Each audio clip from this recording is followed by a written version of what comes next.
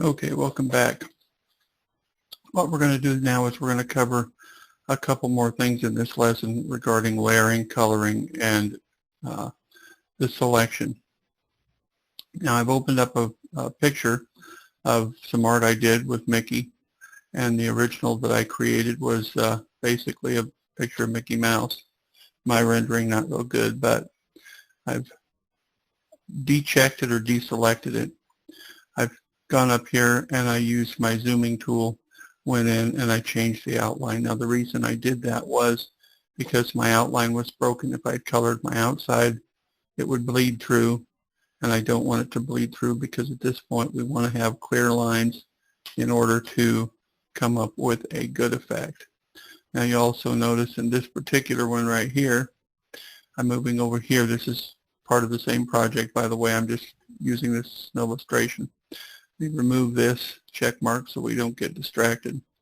Now you'll notice over here on the right, you'll see, if I check it, a Mickey Mouse. Now, the nice thing about this program is that the rules still apply. Remember, I was mentioning earlier, you have to be situationally aware what layer you're working on, and here's why.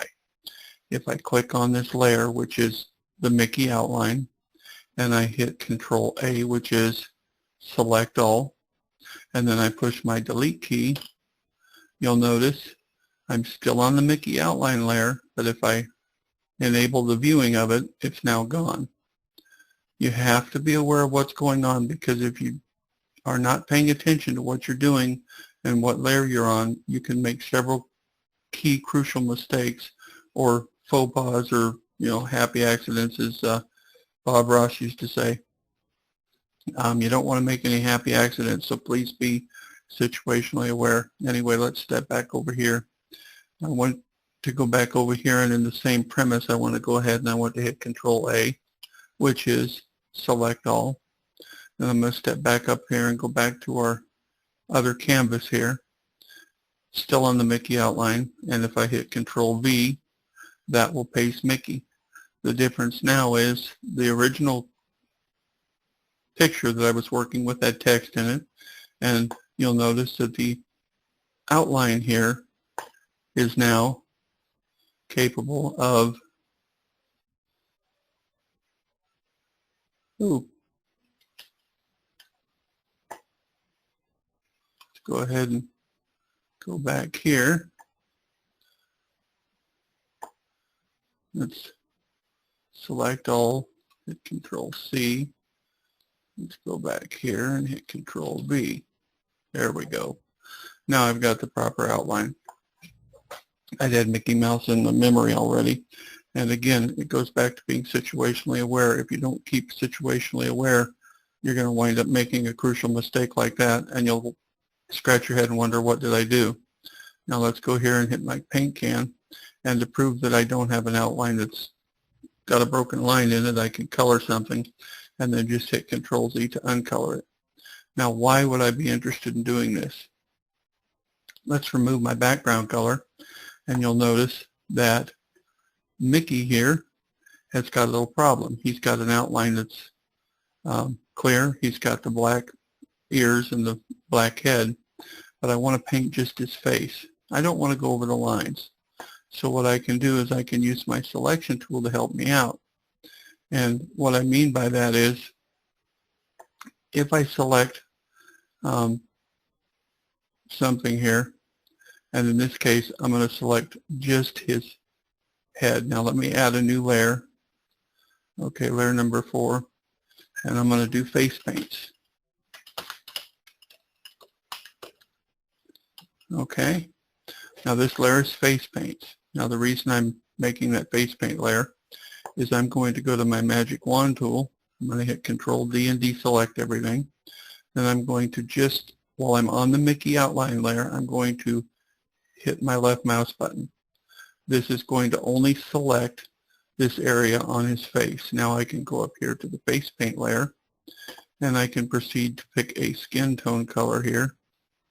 Let's go with something moderately white, pinkish, or peach. Now if I go up here and I pick my paintbrush or my paint can, I can make it a solid color. In this case, let's just go with a solid color. And I have proceeded to paint just the area that I wanted to paint inside of that outline.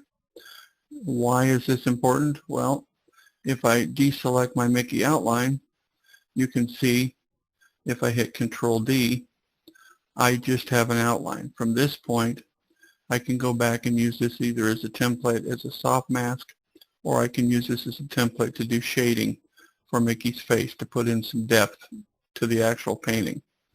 Okay, same thing with the eye color.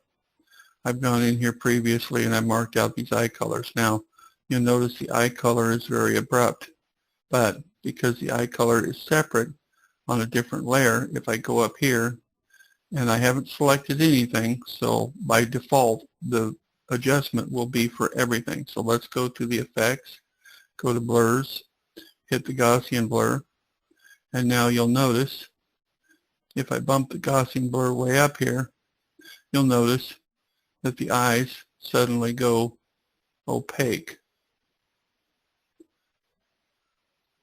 Now you'll also notice that as I do that, the color bleeds into Mickey's face. If you don't want that to happen, what you can do is cancel, go back down here to Mickey's face, and then I can select, oops, and undo that, use the magic wand, and I can select just that. Using my selection tool, go up to the eye color, and let's hide these again so you can see just what's going on. Now if I go up here to effects, and if I hit my blurs, go to a Gaussian blur, and pick about a 10 or so, and now you'll notice the eye color has pretty much shaded itself, which we'll go ahead and take a look at here. Let's hit Control D, and let's put Mickey's face back up here and put the color back on his face. You'll notice I went from very abrupt hard lines to soft lines.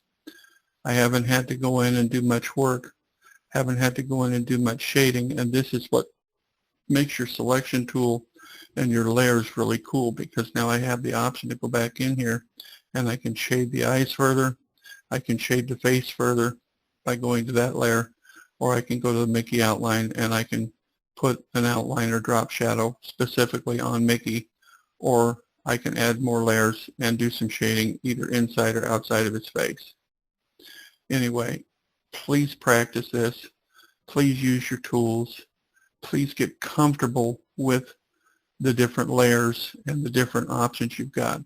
Just with what I've shown you, you can literally stay busy, occupy yourself, and learn so much, not just in the program, but also with your different options within the program.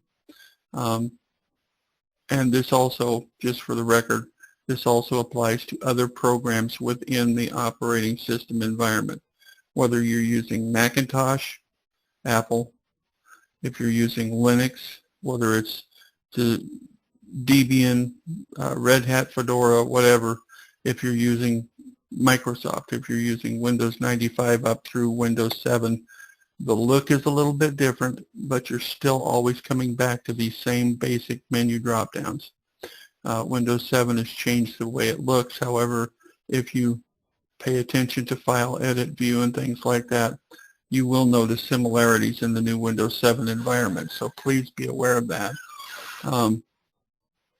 Get comfortable with it and utilize the tools in this free program, because quite honestly, free is a good price, and you can do an awful lot with it with a little practice. Thank you very much for watching, and please continue supporting my work. Have a good day.